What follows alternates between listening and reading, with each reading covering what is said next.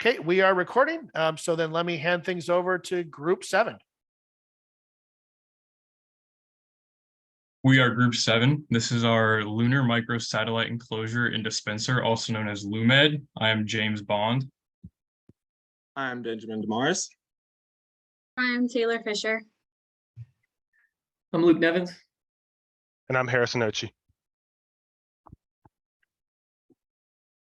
So for the outline of this presentation, we'll start by going over our hedgehog concept, and then we'll run over the overall product design. And then next we'll go through more in-depth analyses of each subsystem that we have. And then we'll summarize by showing the customer needs summary compared to our functions that our design serves. And then the cost breakdown, summary, and then a question and answer at the end. So this is our hedgehog concept. As you can see, we have our Venn diagram on the right talking about what we are best at, our passion, and how we can be economically viable. And our main goal, our main hedgehog concept was to create a simple design that doesn't compromise on reliability. And we wanted to kind of use an intuitive design process to make the design simple, but make it really effective. And basically, by doing this, we were able to lower our cost, reduce manufacturing time, and overall, hopefully with the prototype, reduce testing with that as well. Next, we have the product overview of LUMED. So the design of LUMED includes an aluminum enclosure and mounting system, a spring-loaded door system, a compression spring-powered dispenser, an X-band patch antenna for communication, and a Cubesat mounting system using railings. So now we'll go into a more in-depth analysis of each subsystem, starting with the enclosure and the mounting system. So this design uses a 6061 aluminum alloy for the entirety of the enclosure and the mounting system. Aluminum alloy ensures that the enclosure is strong enough to withstand the stresses of launch, but it's also not too heavy. It also has a truss-like mounting brackets that are used to hold the enclosure to the launch vehicle. These are lightweight, but also strong. For ventilation purposes, a passive valve is used for which you can see on the side of the enclosure. It's on the right there. This valve uses a torsion spring to ensure that the valve is closed when it's not needed and opens when the pressure begins to change during the ascent of the launch vehicle. This helps prevent any contamination from getting into the interior of the enclosure, keeping the payload protected and also ventilated. Finally, this design uses braced enclosure walls to ensure that LUMED can withstand all loads that are applied to it. This bracing is machined out of the aluminum sides to help with weight savings.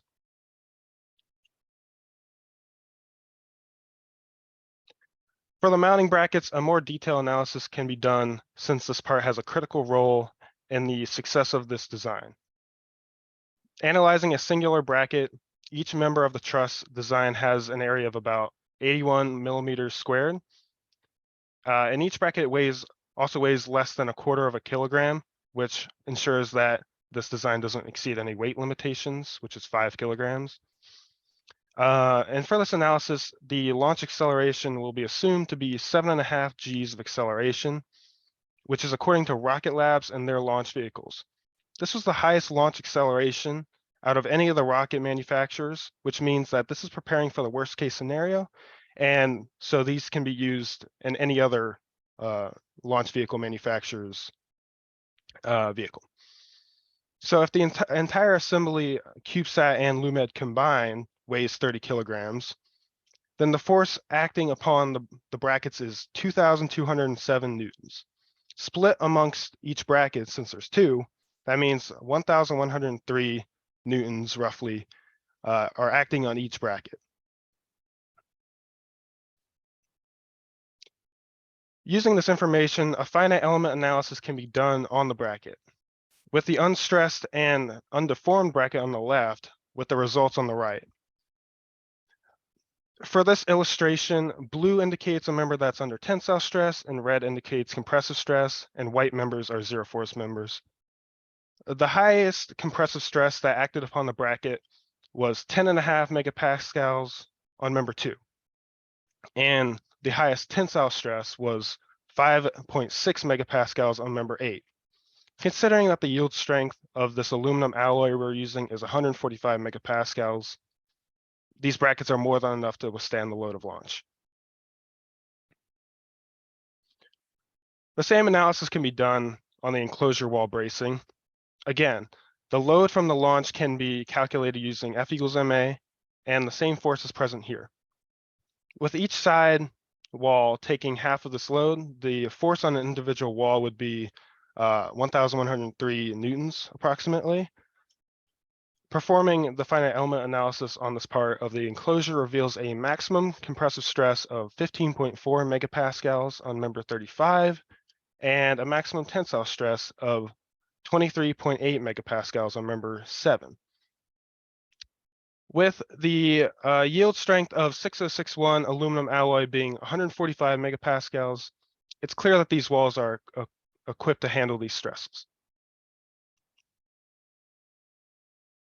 Here's an expected cost analysis for manufacturing the prototype as well as the production version of the enclosure and mounting system. For the prototype, in order to save on budget, the enclosure and mounting system will be 3D printed using PET filament, which will cost $184.15. Another $25.55 is used to purchase over-the-counter packs of hex head screws to mount the enclosure to the surface. And overall, this enclosure will cost $209.70. For the production version of this enclosure, it will cost $794.93 for 10 feet of this aluminum alloy bar that will be used to manufacture the enclosure walls. $98.14 will be used to get 2 feet of aluminum alloy for the mounting bracket system.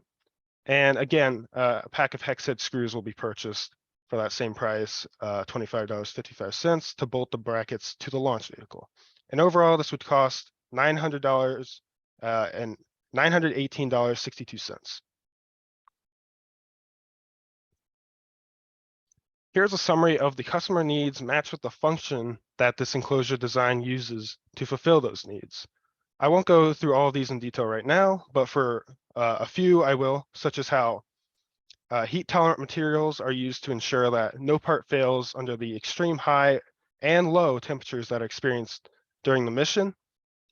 And for liftoff, ascent venting is done by the passive ventilation system, which opens during when the pressure inside the enclosure is greater than the pressure outside, such as during ascent. This also ensures that there isn't a possibility of contamination during handling or installation. This design also has a mounting setup that can be used to place Lumed in a variety of places throughout the launch vehicle storage component or compartment, sorry. And as confirmed by the analyses done prior, the structural load during acceleration is accounted for. And finally, the cost of the enclosure, along with the other subsystems that are yet to be described in detail, are under budget for the prototype as well as the production scale run.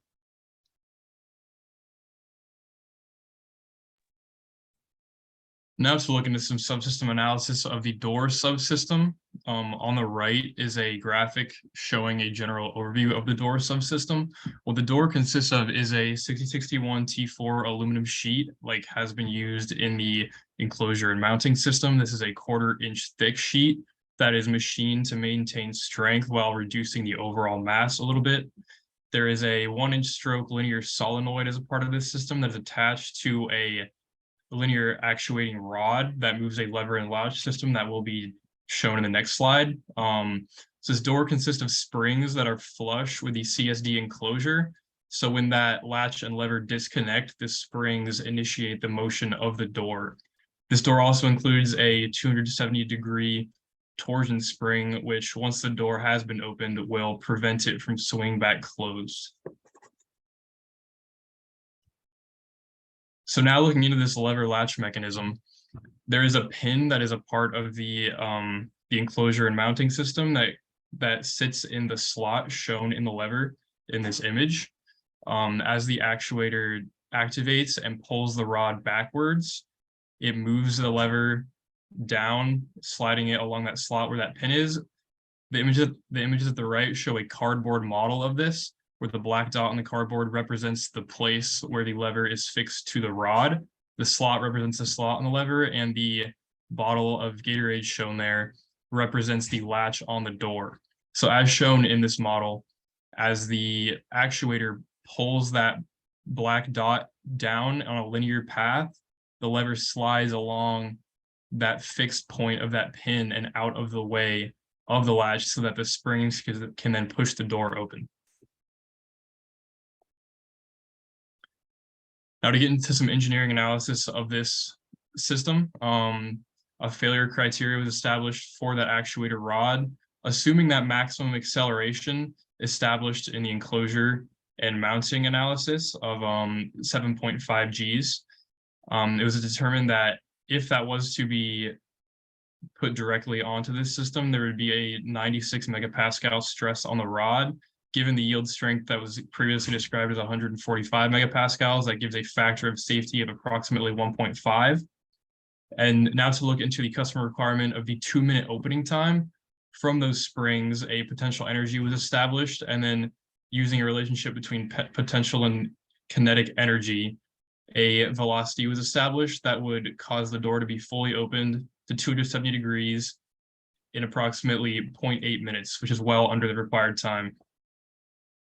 Now to get into the cost of this system, much like the enclosure and mounting, a lot of the larger aluminum pieces for the prototype would be 3D printed to save on money within that $500 budget.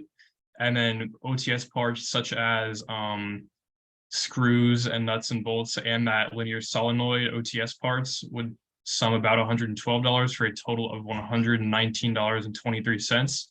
For a full production unit of this, for the aluminum alloy for the door wall, it would be approximately $130.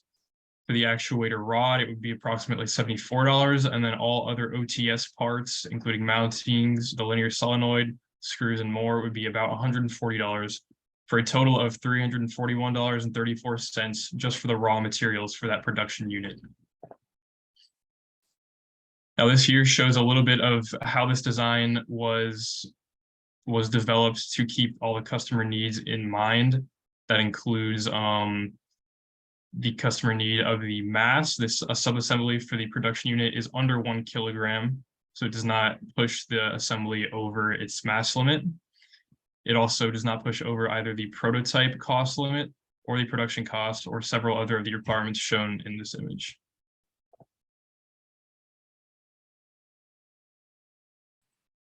Next, we have the launcher subsystem. So the launcher is composed of a music wire compression spring that is placed between a 3D printed polyethylene tetraphthalate top plate and bottom plate. The bottom plate will be connected to the base of the enclosure using a epoxy, and then the top plate is to for the Cubesat to rest on top of. Next, we'll go through the launcher analysis for customer needs. So one of the main customer needs statements was for the Cubesat to be launched between 0.5 and 2 meters per second. So using conservation of energy, we can determine the launch velocity based on the spring chosen. Assuming the spring is fully compressed prior to launch and the spring is fully uncompressed when the Cubesat is released, we can assume that the kinetic energy prior to launch is 0, while the potential energy at the end of launch is 0. From this, we found that the launch velocity is approximately 1.8 meters per second. Next, the launcher also needed to be able to withstand 7.5 Gs of force during launch and handle the compressive force of the Cubesat during the mission. With a stress of 9.19 megapascals and a yield strength for PET of 17 megapascals, the factor of safety is 1.84. Thus, the top plate and bottom plate will not fail during the mission.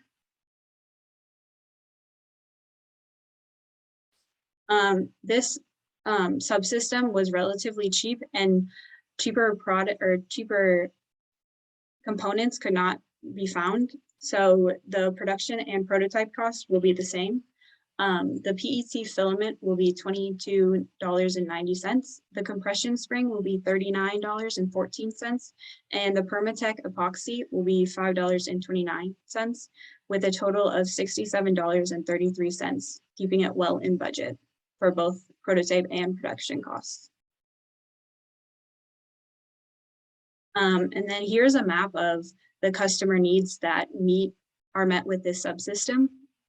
I won't go through all of them, but the main one was the spring launch velocity, which was 1.8 meters per second, and the cost of both the prototype and production being well under the budget. In addition to the mass being well underweight, allowing for weights to be distributed between all the other subsystems.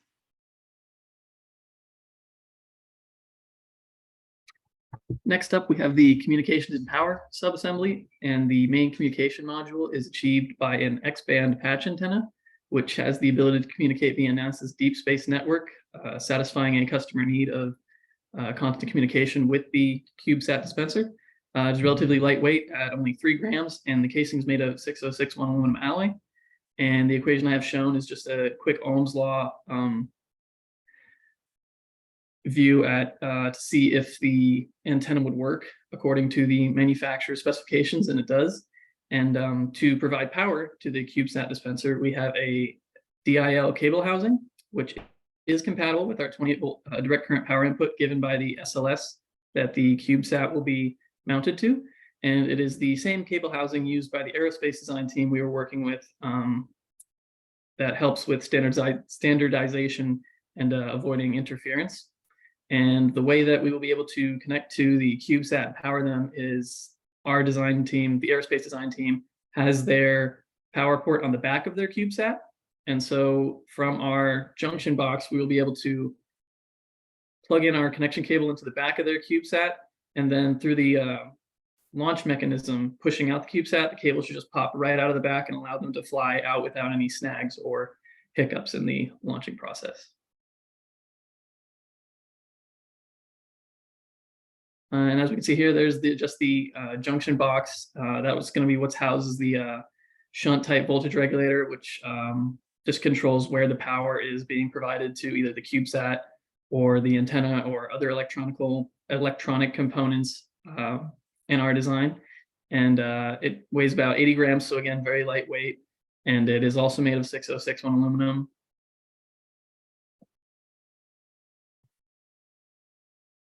And then here we can see just the cost analysis for the prototype and the production run of this subsystem. And in the prototyping, we figured that a simple remote control controller and receiver would work for this subsystem of communication, whether it be showing how to communicate with the launcher or anything else. And then the production run, we can see the X-band patch antenna provided by the manufacturer is quite expensive, but it has the ability to communicate with the CSD. So that's really what we wanted. And then we can see the cost of the junction box, the regulator, and the cable housing.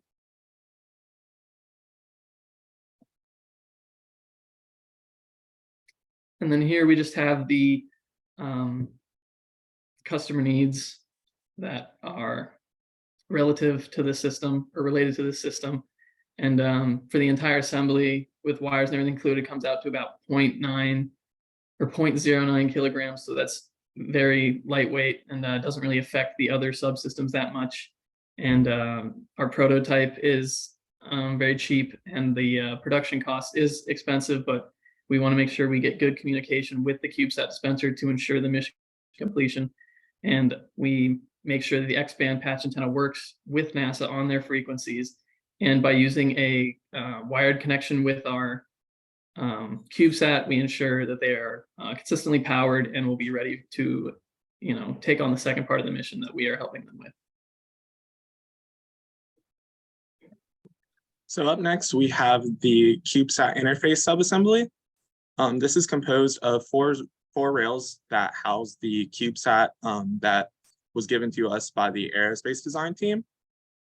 Each rail will be made of 6061 T6 aluminum alloy for increased strength. And to reduce the weight of each of the rails, holes will be drilled into the sides. These rails will be mounted to the interior walls of the CSD using TIG welding. T6 is a very weldable aluminum alloy, so there shouldn't be any issues. And along with this, welding will reduce vibrational failure with fasteners. The next component is the melamine foam boards. These will be epoxied to the interior walls of the CSD using Permatex high heat epoxy. And we chose this epoxy because it's rated for up to 500 degrees, which is well past any thermal load given by the user guides. There are certain cutouts within the foam pieces to allow ventilation of air through the CSD, as shown on the bottom foam piece and the right side foam piece. Along with this, the foam helps to mitigate vibrational and acoustic loads that might be present with the Cubesat. And one other key design feature is on the lower right rail, there are mounting points for the solenoid. So there are 5 cylindrical features, each with an interior M3 by 0.5 thread. And this allows for the solenoid to mount exactly on top of this rail.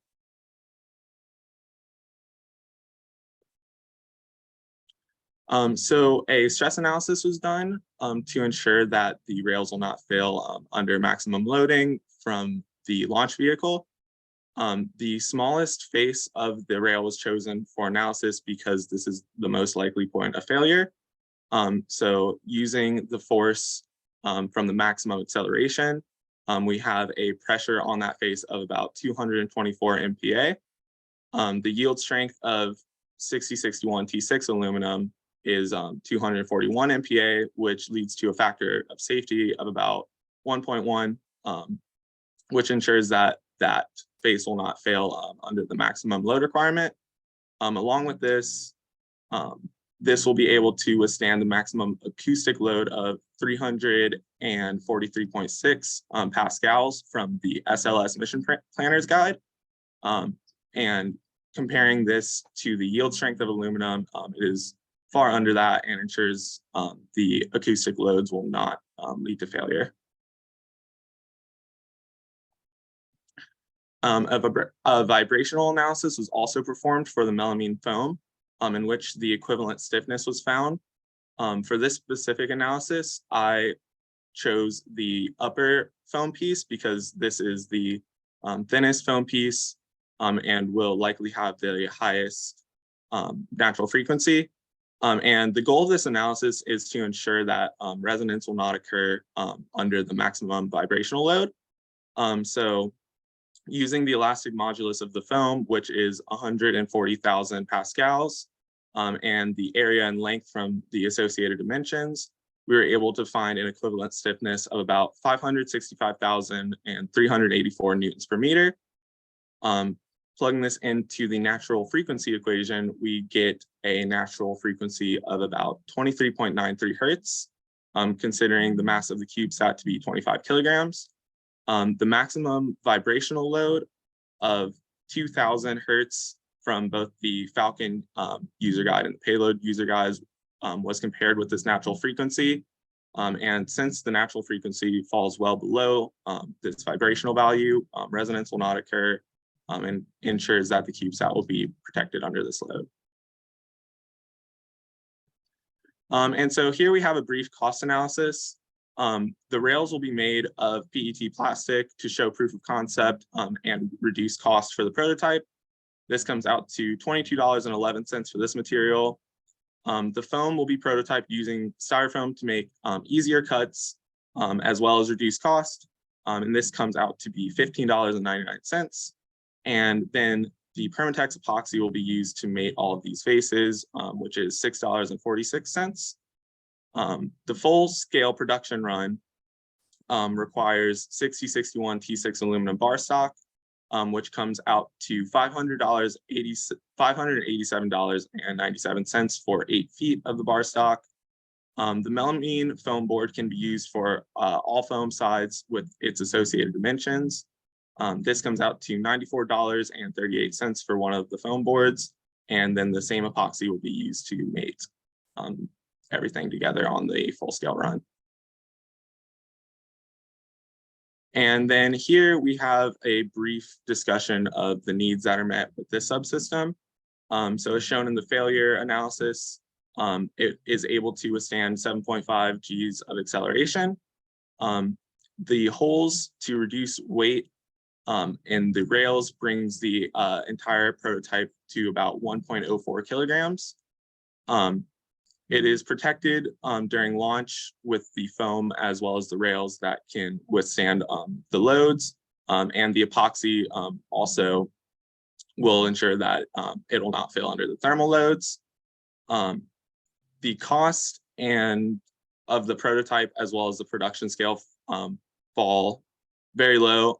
A more detailed summary will be given in the following slides.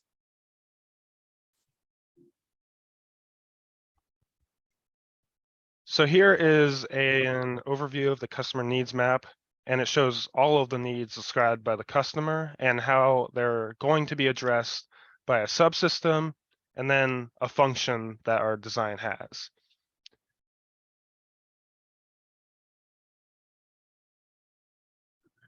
Here we included our purchase order, which shows all of the different parts that will be used for the prototype. And this can be looked at in greater detail later, but we just wanted to show that we had all the different parts outlined with the manufacturer selected. And then here we have the prototype cost summary. So on the right-hand side are all of the costs of the custom parts for the prototype, mainly the ones that will be 3D printed out of PET plastic, as well as the antenna used for the communications and power subassembly. And this brings our total prototype cost to $488.64, with the bulk of this being the OTS parts that are used for mounting, or ones that will be used for a full-scale production run. And then we also wanted to include the purchase order for the production scale run to again show that we have manufacturers selected and the associated costs with each part. And then here we have the summary of the production scale run.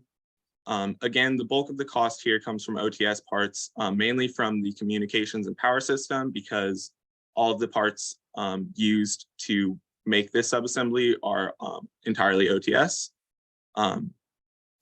Again, custom parts costs were selected to show what will need to be manufactured and the price of each of these manufactured components, which brings our total production cost, assuming 20 units to be used for launch, to $123,550.06, leaving lots of room for manufacturing costs and falling well below the budget.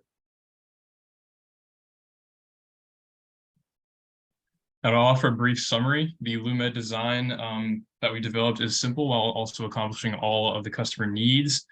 This simple design allows for less errors in prototyping and cheaper manufacturing. It can also be adapted for other future mission parameters. And most of the parts and materials in this design are either OTS or relatively simple, easy to manufacture parts. So in conclusion, Lumed takes rocket science and simplifies it in a number of ways, and making the process of manufacturing and budgeting easy. And in addition to this, Lumed is an intuitive design that completes all of the customer needs with room to spare. Are there any questions?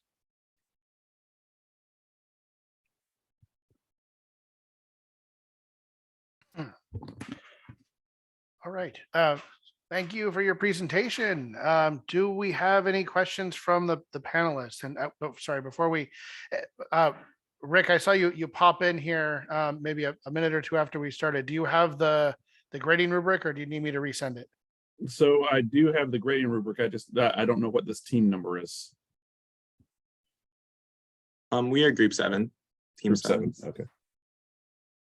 Perfect. Okay. So sorry for the little bit of housekeeping. Okay. Questions from the panel? And I'll start off. So I did get in a little late, so my apologies. But there were a couple of things that I liked, and then a couple of questions.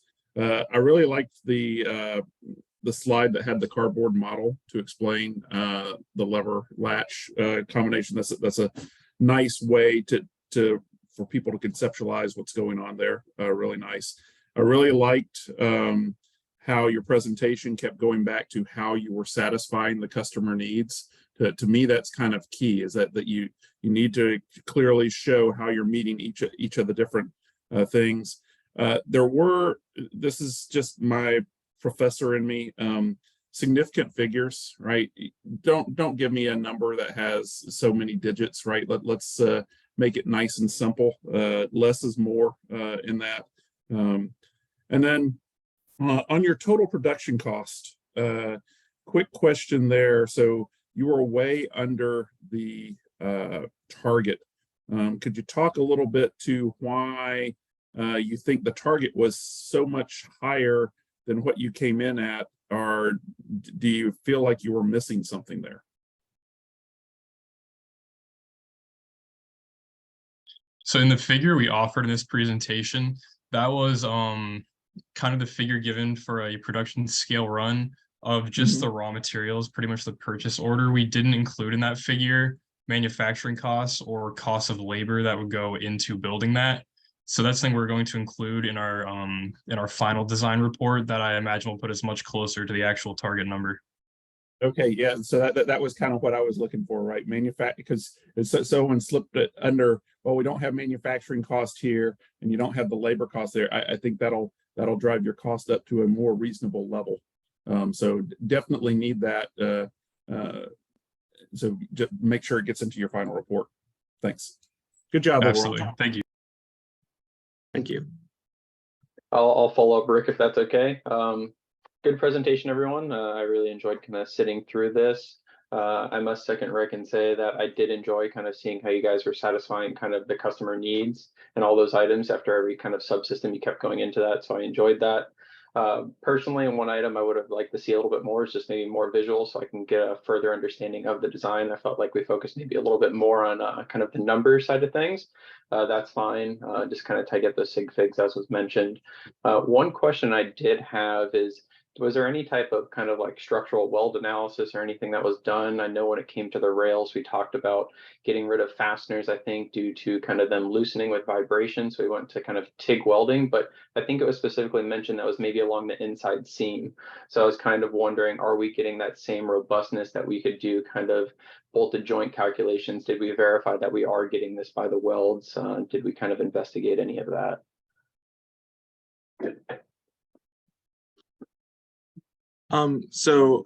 Currently we have not investigated to ensure that the strengths of the welds will be enough to secure the rails. However, we plan on using the weld feature in SolidWorks and some FEA analysis to ensure that these rails maintain their structure with the welds. And depending on the result of the FEA analysis, either different welding positions can be selected, or if there is an issue with the welds, we can always switch to fasteners as well. But the main source that I used to ensure the strength of these rails was mainly online resources that ensured that TIG welding contributed to very large strength when welded from aluminum to aluminum. Yeah, that's fair.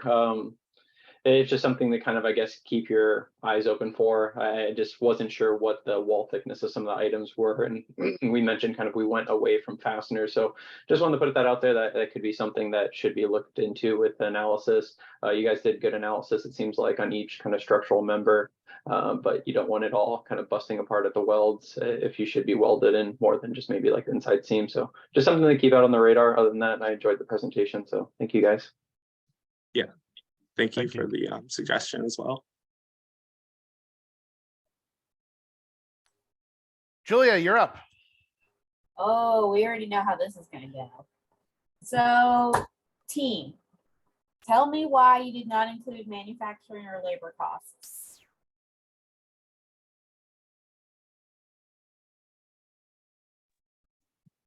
So for the prototype, since this is going to be something that we're producing in Mech 3 for the prototype, we were under the assumption that the labor for prototyping would be free because it is going to be all of our group members contributing to the prototype production. And for the full scale run, we have a significant gap between our current parts cost and the maximum budget for the full scale production run. Although we don't include it, we have excess budget of over $300,000, which we believe will be more than enough to account for labor costs when making the full scale production run. Do you guys have any idea what the labor costs are gonna run? Do you have a general ballpark idea, or was that kind of a, I'm gonna figure that out after we get the final presentation done? Yeah, we kind of just built this kind of cost table just off of the purchase order that we've been developing throughout the project. We kind of just did it and left it at that. So we haven't looked deep into that yet. Okay. So how do I say this nicely? Me coming into this as an investor, this presentation was useless to me. Just telling me, hey, here's what the production of the prototype are going to cost. That's actually not a very significant part of your overall cost. Your overall costs are going to be labor. It's going to be manufacturing. Most of the things that involve the human element of it, that's where your costs skyrocket. Just as a perfect example, if you want to go, and this is all public information, go look up University of Florida's yearly expenditures and then look up how much of that is based just on payroll. Okay, it's exuberant. Y'all know I'm not an engineer. If y'all watched my presentation or my lecture or whatever, I don't know a thingamajig from a whoozamabob, right? So I can't come at you and say, okay, well, your labor is going to cost this and your manufacturing is going to cost that. And I have no idea. I don't know what y'all get paid. But I can tell you, with every business I've ever seen in my life, and the Lord knows I've seen way too many of them, your labor costs are astronomical. Okay, so saying, hey, here's our product, but we didn't actually fully look at the costs, you might as well just not show me the cost slide at that point, because it just means nothing. Other side of that, I really appreciated the detailed cost. What do you call it? Slide, the shipment order, or whatever you call it. My apologies, my brain's not working. But again, I mean, that's me. That's literally the only reason I'm here, pretty much, is to look at this from a cost perspective. The one thing I did notice on those is I noticed a lot of things from McMaster Carr. Just be a little careful with McMaster Carr. They know they are specialized, and they do like to charge sometimes for that. Believe me, we all understand sometimes you can only get it from McMaster Carr, or insert some of the other big expensive ones. Fine, but just make sure that you've done your due diligence to look there. The other thing is, when you go into production costs, even in prototyping costs, you need to make sure you pay yourselves. Because if you're going to work for free, believe me, I have got a lot of work around my house that needs to be done. So, by all means, send me an email if you're going to work for free. I can put you to work. So that's going to really come into costs. Another thing you need to consider is transporting your unit from wherever you're assembling it to the actual launch site. And that's one that's very specifically mentioned in the customer needs. It says, take this into consideration. So it's a little disappointed that I didn't see that on there, because it was expressly mentioned. And then your profit margin. It also says in there, hey, we need to know your profit margin, which are you can't tell me your profit margin without your labor and manufacturing costs. So unfortunately, you guys missed a huge nail with that portion. I would almost have rather you come at me and said, hey, this is what the manufacturing and labor costs are going to be, and this is what our estimate of the prototype and whatever is going to be, because that you can usually get a generic idea, but where the bulk of your costs comes from is paying people, especially because you want to hire good people. You know, you're going to hire engineers. They're going to cost more than, you know, Bob that you pick up off the street that knows how to swing a hammer.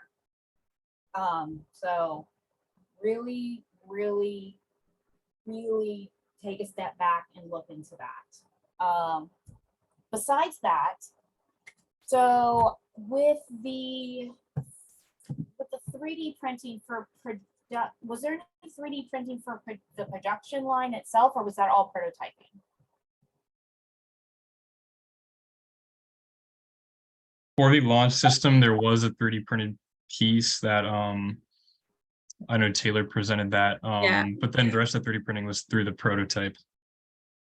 Okay, so the 3D printing for the production, what are you planning on, like, I guess hiring somebody to do the 3D printing, or do you have a machine at somebody's house you're using? Like, where are you actually doing the 3D printing? Well, there are machines on campus. Assuming that we would be able to use them, then I would use them. But if not, then yes, we would need to hire somebody. Okay, so prototyping, maybe, if you're doing it for a class, maybe. But UF is not going to be very agreeable to you making full-scale products on a production basis that you're then going out and selling for money. You can find a lab, you can find maybe places around near campus or affiliated with campus that you can pay to do that. But again, just remember that's going to, you know, be added to your costs. So if I remember correctly, you didn't have a huge amount of 3D printed stuff. So again, I don't know how much it's going to cost for you to pay someone to do it, but just kind of keep that in mind. So on just kind of teeny tiny little things, I want to agree with everybody else. Your customer needs, the way you guys showed those, fantastic, really good, because there's 24 of them. I can't remember all 24 customer needs. I can't.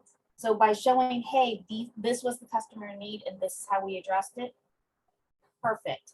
Anytime you're in the real world, do that. That is great. Remind them what you're actually addressing. Spot on that one. Let's see. Right on the showing the customer needs. We talked about the cost. We talked about the 3D printing. Last but not least, don't read your presentation to me. Talk to me about your presentation. Have a conversation. You know, us on the panel, it's very, very easy to tell when someone's reading their presentation versus when someone's having a conversation. And you know what? If you mess up while speaking, you mess up by speaking. I do it all the time. Again, go watch my lecture. I probably messed up 7, 8, 9 times, and that's in 1 hour. I'm a single person. We totally expect that. That's fine, you know. But when you sit there reading it, we kind of start to zone, and you know, we can tell. But when you're sitting there and you're talking to me, you're much more engaged. We feel the passion. We feel the, you know, whether or not you actually have passion for the product, that's a totally different thing. Just fake it till you make it, right? Let me feel like you have the passion. So talk to us about it. By all means, have your little piece of paper with, you know, a lot of those numbers and direct figures you're not going to remember off the top of your head. No one's going to remember, you know, the 33.67 cents or whatever. But talk to me. You know, and the only way you're going to get to that really is by practicing.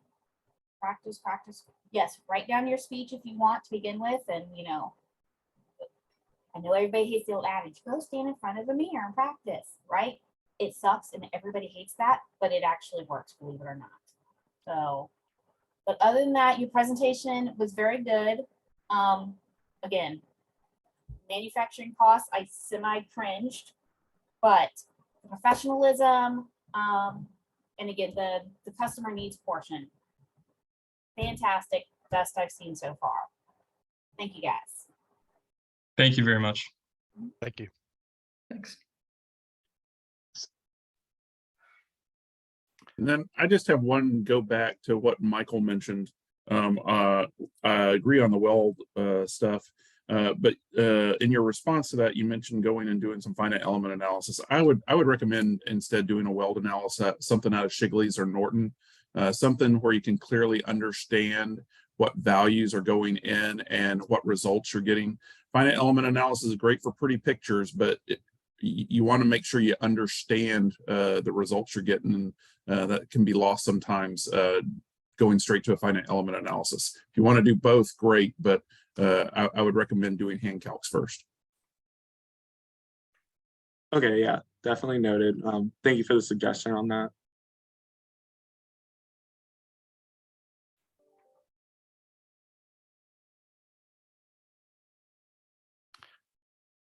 Okay. Any other questions from our panelists?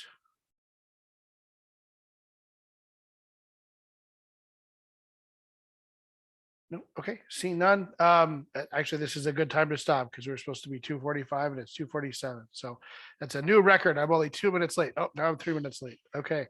So want to thank this group one last time for sharing your design with us, and appreciate all the time and effort that you guys have put in this semester to get to this point.